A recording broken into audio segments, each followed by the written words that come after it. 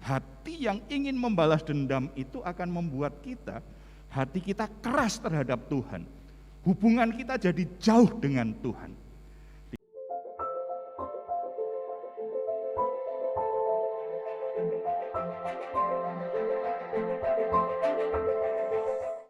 Salam Bapak Ibu yang dikasihi Tuhan Yesus Kristus. Ada satu istilah bahasa Indonesia yang berkata main hakim sendiri. Saya pernah lihat satu tayangan bagaimana seorang pencuri ayam itu digebukin oleh orang-orang yang ada saat itu, babak belur luar biasa, tidak diberi ampun lagi, baru berhenti aniaya itu setelah polisi datang, petugas datang, baru penghakiman massa itu berhenti. Saudara-saudara, bagaimana sebenarnya sikap iman kita sebagai orang Kristen? Apakah kita boleh main hakim sendiri? Apa pandangan, apa yang diajarkan Alkitab tentang menghakimi orang lain, tentang membalas dendam terhadap orang yang telah menyakiti kita? Mari kita membaca Alkitab kita dari Roma pasal 12. Roma pasal 12 ayat 19 sampai 21. Saya akan membacakannya untuk saudara-saudara semua. Saudara-saudaraku yang kekasih, janganlah kamu sendiri menuntut pembalasan, tetapi berilah tempat kepada murka Allah, sebab ada tertulis, pembalasan itu adalah hakku, akulah yang akan menuntut pembalasan, firman Tuhan. Tetapi jika seterumu lapar, berilah dia makan, jika ia haus, berilah dia minum. Dengan berbuat demikian, kamu menumpukkan bara api di atas kepalanya. Janganlah kamu kalah terhadap kejahatan, tetapi kalahkanlah kejahatan dengan kebaikan. Saudara-saudara, ayat ini dengan tegas mengatakan, jangan menuntut pembalasan. Mengapa kita sebagai anak-anak Tuhan dilarang untuk membalas dendam?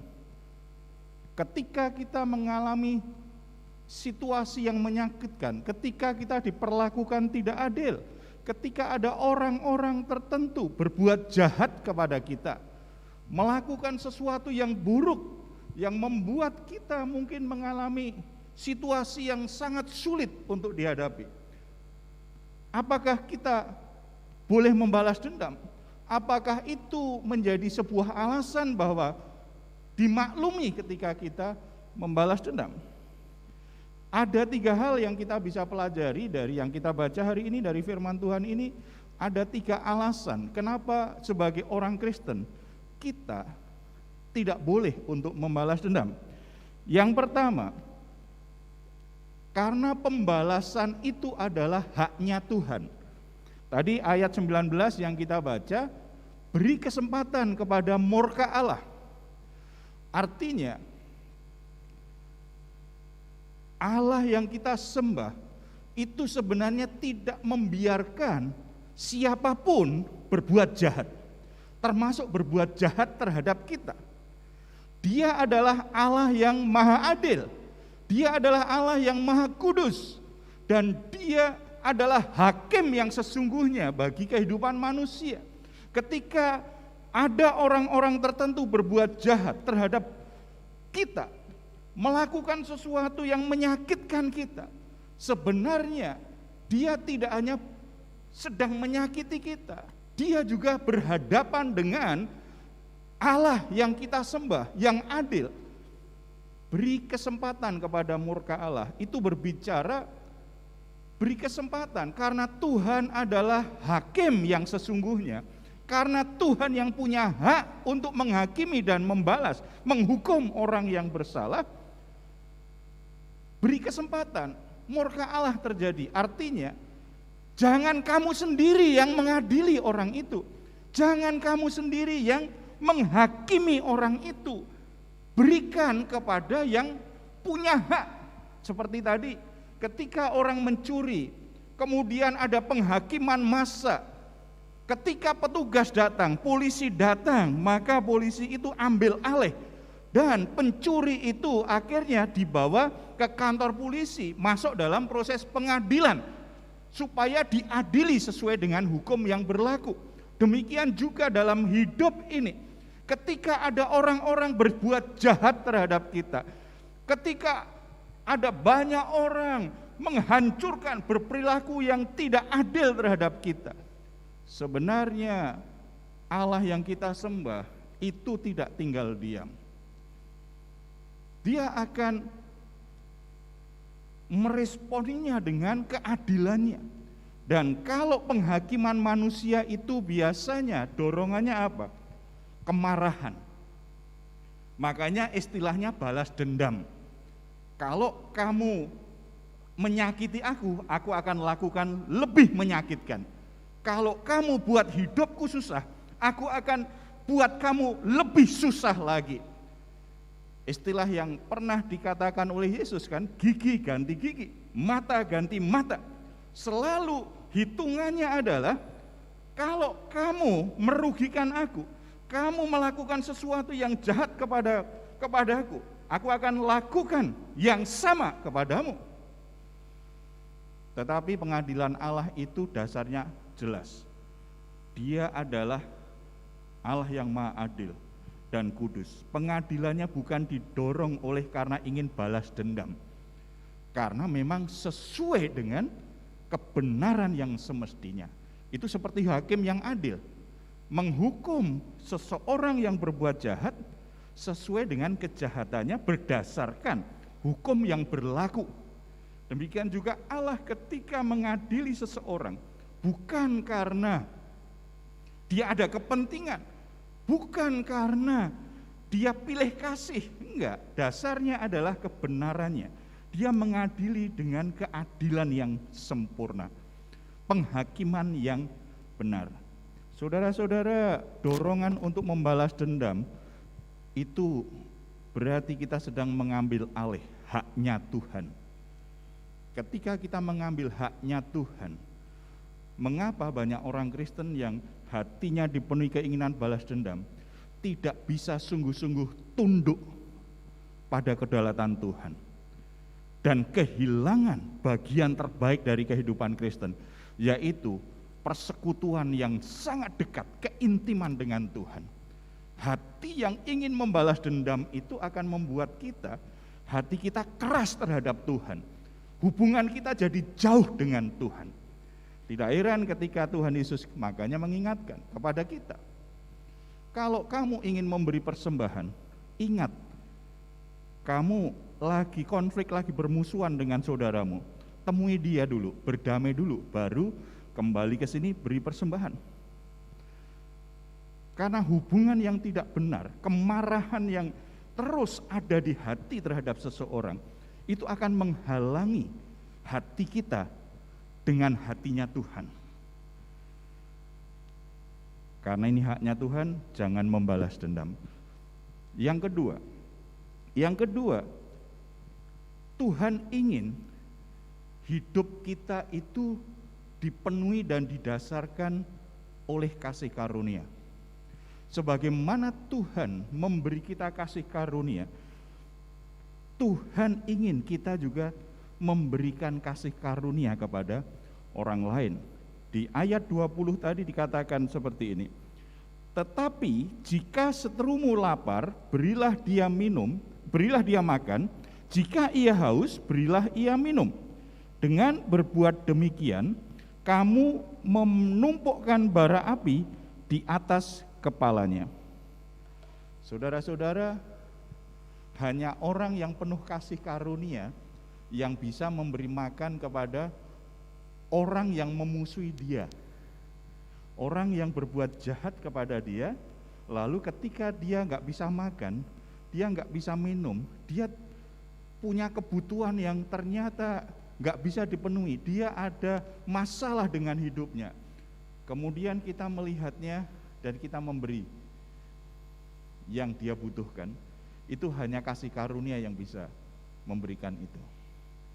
Karena dalam kasih karunia itu kita akan mengampuni orang yang menyakiti kita. Dalam kasih karunia, kita akan memberikan kebaikan kepada orang yang sebenarnya tidak layak menerima kebaikan kita. Kita akan berbagi apa yang kita miliki, kita bagikan kepada seseorang padahal dia tidak layak menerimanya. Itu yang namanya kasih karunia. Kita mengampuni orang yang sebenarnya tidak layak kita ampuni. Itu yang namanya kasih karunia. Kita memberkati musuh kita, mendoakan musuh kita seperti yang diajarkan Yesus. Itu namanya memberikan kasih karunia. Mungkin kita berkata, wah itu sulit Pak. Saudara-saudara, ketika kita menyadari bahwa kasih karunia seperti itulah yang diberikan Tuhan kepada kita, kita akan malu. Saudara-saudara, apakah ada di antara kita yakin bahwa kita memang pantas diampuni Tuhan? Apakah ada di antara saudara begitu percaya diri bahwa saya ini memang pantas untuk diselamatkan Tuhan? Saya pantas untuk masuk surga. Hanya orang yang sombong yang berkata seperti ini. Kita semua adalah orang-orang berdosa yang sebenarnya lebih layak dimurkai dan dihukum oleh Allah. Tetapi karena kasih karunia-Nya, Allah memilih untuk tidak menghukum kita, tetapi menebus kita. Walaupun untuk itu harganya begitu mahal, Yesus Kristus harus mati disalibkan di atas kayu salib. Harganya begitu mahal karena Allah lebih memilih untuk memberikan pengampunan kepada kita. Saudara-saudara, bukan hal yang mudah bagi Allah untuk mengampuni kita. Kalau kita lihat di Alkitab, misalnya ketika Yesus mau disalibkan, apakah hal yang mudah bagi Yesus untuk menebus dosa kita? Bukan hal yang mudah, makanya dia berdoa bergumul di Taman Getsemani itu begitu berat. Karena dia yang tidak berdosa, dia yang tidak pernah berbuat dosa, harus diposisikan dalam posisinya orang berdosa, mati di atas kayu salib sebagai orang yang dianggap terkutuk dan menanggung dosa seluruh manusia. Itu sesuatu yang sangat berat, tetapi karena kasih karunia Allah, akhirnya Yesus bisa berkata, bukan kehendakku Bapa, tetapi kehendakmu yang jadi. Saudara-saudara, orang Kristen yang sungguh-sungguh dekat dengan Bapa, orang Kristen yang sungguh-sungguh mengalami kasih Bapa, dia punya kekuatan untuk apa? Memberikan kasih karunia kepada orang lain, termasuk orang lain yang berbuat jahat kepada dia. Makanya tadi ayat 20 katakan, beri makan kepada musuhmu yang lapar, berikan minum kepada musuhmu yang haus. Itu hanya bisa dilakukan oleh orang yang hatinya dilimpahi dengan kasih karunia Allah. Efesus 4 katakan, ampunilah sebagaimana engkau diampuni oleh Allah, sebagaimana Allah telah mengampunimu, ampunilah. Hendaklah engkau saling mengampuni satu sama lain. Kekuatan untuk saling mengampuni dari mana? Karena kasih karunia Allah diberikan kepada kita. Pengampunan Allah diberikan kepada kita. Semakin kita mengalami dan menikmati, menyadari betapa besar pengampunan Tuhan kepada kita, maka kita semakin mampu mengampuni orang lain. Saudara-saudara, Prinsip kasih itu kan begitu. Kalau orang dari kecil tidak mendapatkan kasih yang seharusnya, biasanya ketika dia bertumbuh, dia mengalami kesulitan untuk mengasihi orang lain. Itu secara natural aja seperti itu. Anak-anak yang kurang kasih sayang dari orang tuanya, cenderung anak-anak itu suka agresif, suka berantem, karena miskin dengan kasih. Dia mengalami kesulitan untuk menyayangi, untuk mengasihi teman-temannya. Karena memang tidak memiliki kasih, tidak ada kasih dalam hatinya. Itu secara natural aja kan seperti itu. Apalagi kalau orang tidak mengalami kasih Bapa di surga, dia semakin sulit untuk mengampuni. Tetapi begitu dia menerima kasih Bapa yang sempurna, kasih karunia Allah yang sempurna, dalam dirinya berlimpah dengan kasih, bisa mengampuni, bisa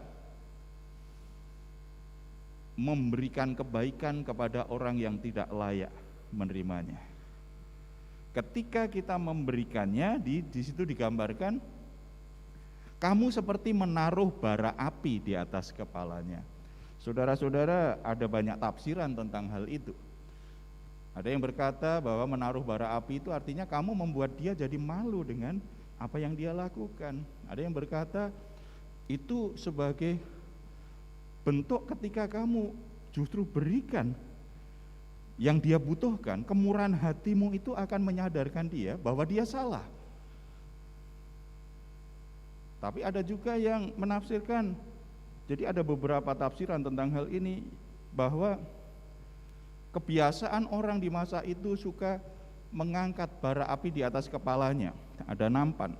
Kemudian ada yang bara apinya padam. Ketika kita berbuat baik, bermurah hati kepada orang yang jahat terhadap kita, kita sebenarnya kembali menyalakan bara api itu. Ketika orang berbuat jahat, sebenarnya terang dalam dirinya padam. Ketika orang berbuat jahat, terang dalam hidupnya padam. Apalagi kalau orang Kristen, kita adalah terang Kristus. Tetapi ketika kita menyakiti orang lain, ketika kita bersikap tidak adil dengan orang lain, ketika kita membenci orang lain, ketika kita berbuat curang terhadap orang lain, ketika kita lakukan sesuatu yang buruk terhadap orang lain, terang kita padam. Tetapi ketika orang yang kita sakiti itu ternyata justru bermurah hati kepada kita, dia sedang menyalakan kembali, menaruh terang dalam hidup kita. Saudara-saudara, apakah mudah melakukannya? Enggak mudah. Tetapi apakah bisa melakukannya? Sangat bisa. Karena kasih karunia Allah yang diberikan dalam hidup kita itu melebihi apa yang kita butuhkan.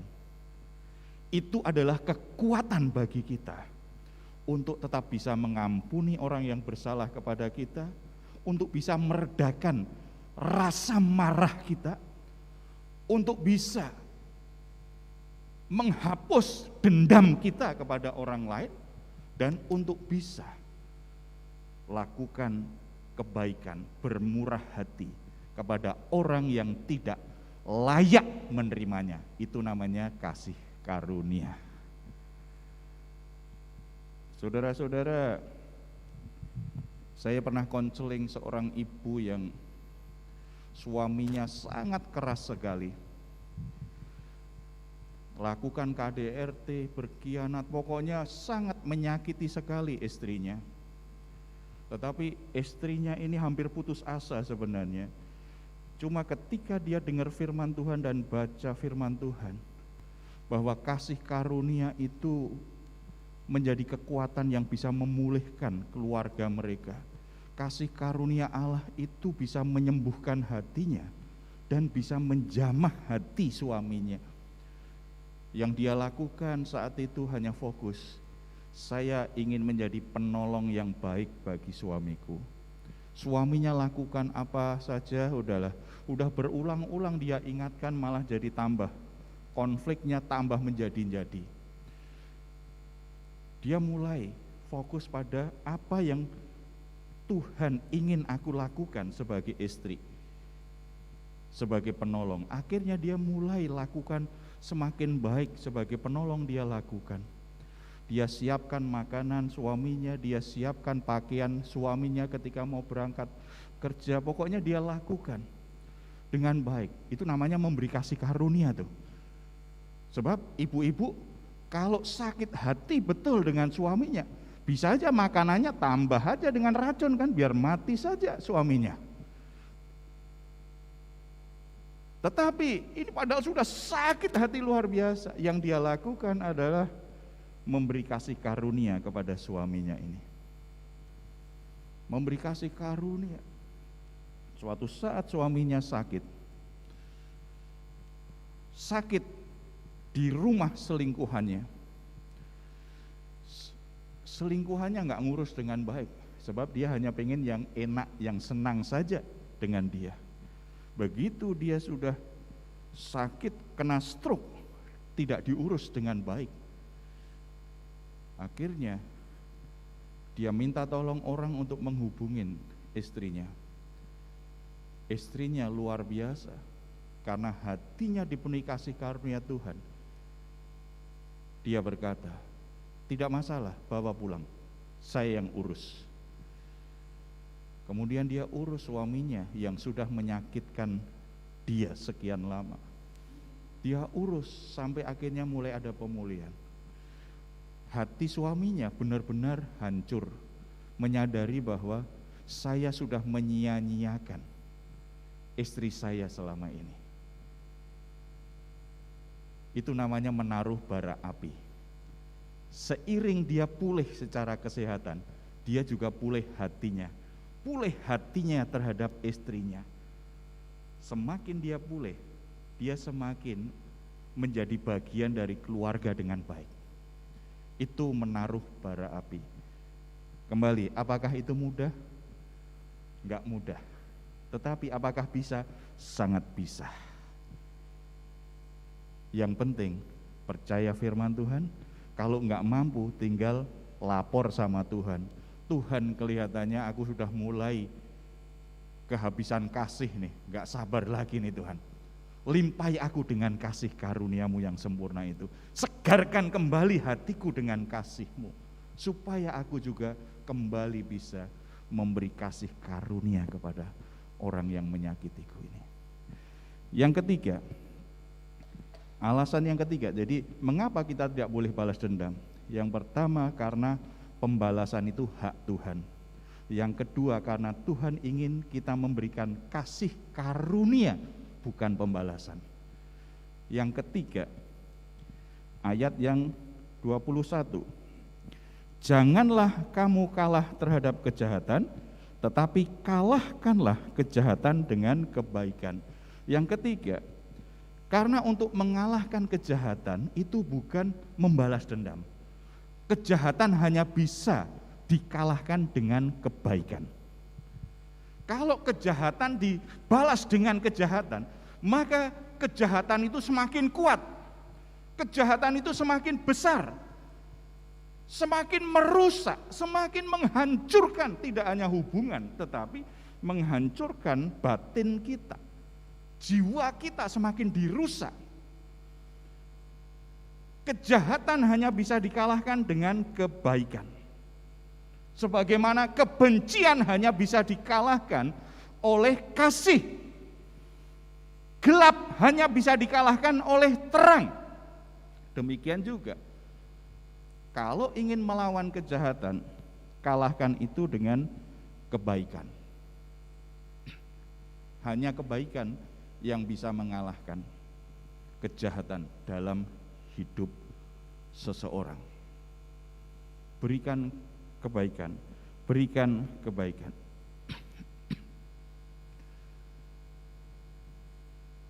Ada satu ibu lagi. Ini kisahnya ternyata banyak laki-laki yang bermasalah ini. Jadi ada seorang suami selingkuh. Begitu ketahuan, istrinya marah luar biasa, balas dendam istrinya. Kalau kamu selingkuh, memangnya aku nggak bisa. Akhirnya istrinya ini juga selingkuh juga. Selingkuh juga. Kalau kamu selingkuh dengan wanita yang nggak jelas, aku juga bisa selingkuh loh. Istri itu kemudian justru selingkuh dengan hamba Tuhan. Nah, kalau dengan hamba Tuhan suaminya nggak berani, mungkin dia pikir begitu kan. Jadi orang yang kudus aja bisa mau loh sama aku. Orang yang terhormat aja mau sama aku. Berarti aku ini lebih keren dari kamu tuh. Apakah setelah itu rumah tangganya selesai? Impas kan satu-satu kan? Nggak selesai. Justru mereka saling menyakiti. Berlomba-lomba saling menyakiti. Itu yang namanya, pertama, hanya satu ini kejahatannya. Perselingkuhan yang melakukan hanya suami. Tetapi begitu istrinya balas dendam, dosa perzinahan ada dua nih di rumah.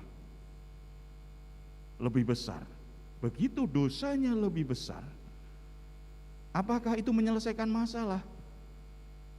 Tidak, justru rumah tangganya tambah berantakan. Yang ada paling hanya saling membanggakan diri bahwa dia lebih berdosa dari yang lain. Dia lebih hebat lakukan dosa dibandingkan yang lain.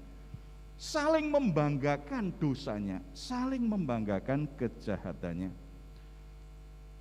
Kapan selesai?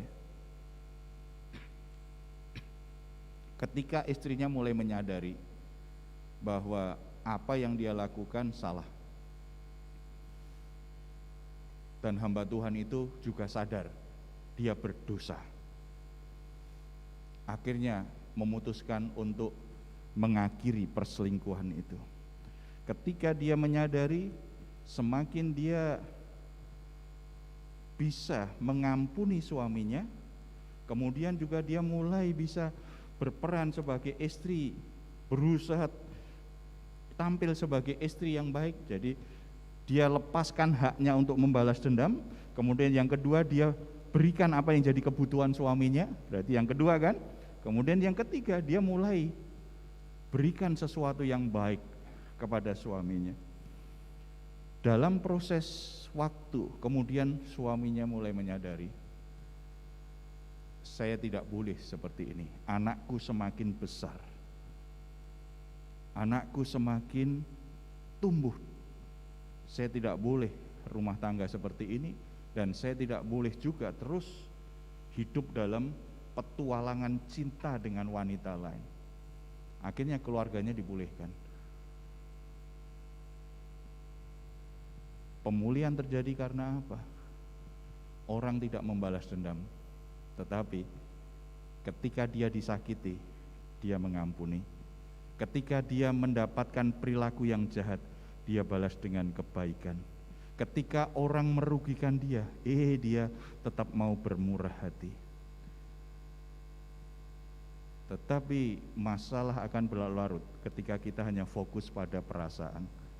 Kalau konseling orang-orang yang tersakiti seperti itu, selalu saya berkata, situasinya sangat sulit.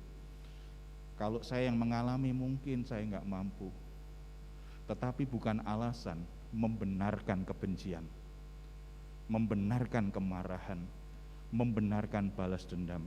Semakin kamu marah, semakin kamu biarkan kebencian ada di hatimu, keinginan untuk balas dendam di hatimu, itu terus kamu biarkan. Sebenarnya kamu sedang menyakiti diri sendiri. Ibarat luka, kamu itu justru pegang-pegang dan tambah dalam luka yang sudah ditusukkan orang lain. Tetapi ketika kamu terus membiarkan rasa marah, kebencian, keinginan balas dendam, kamu sebenarnya memperbesar luka itu, membuat luka itu semakin dalam. Kamu semakin menyakiti dirimu sendiri, dan itu bisa menjadi infeksi bagi jiwamu. Engkau sedang merusak hidupmu sendiri. Keputusannya jelas, biar Tuhan bekerja dengan caranya yang adil, tugasmu adalah tetap jaga hatimu supaya kamu penuh kasih karunia dan lakukan yang baik kepada siapapun, termasuk kepada musuh-musuhmu. Ketika kita bertindak sesuai dengan kebenaran firman Tuhan ini, Tuhan bekerja. Dan ketika Tuhan bekerja, itu melampaui apa yang kita pikirkan. Sesuatu yang lebih besar, lebih mulia, lebih baik akan terjadi.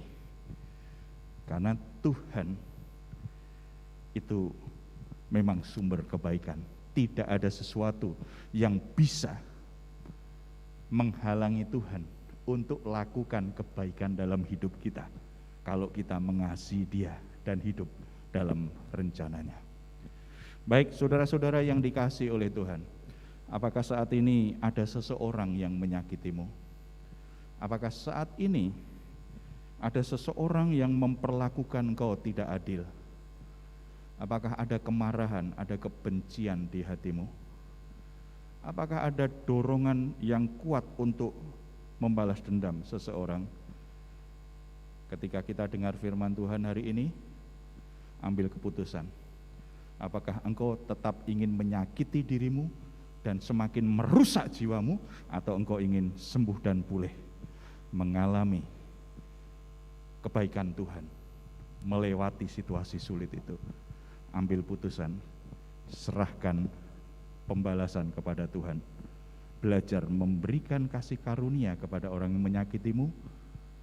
Tetap belajar lakukan kebaikan, karena kejahatan hanya bisa kalah oleh kebaikan. Kita berdoa.